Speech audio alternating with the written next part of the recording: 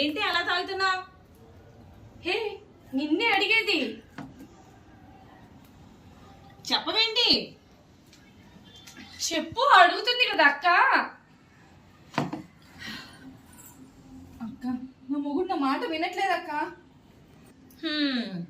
మొగుణ్ణి వల్లో వేసుకోవాలనుకున్నా, చెప్పు చేతిలో పెట్టుకోవాలన్నా, మన మాట వినేలా చేసుకోవాలనుకున్నా దానికి ఒక కళ ఉంది.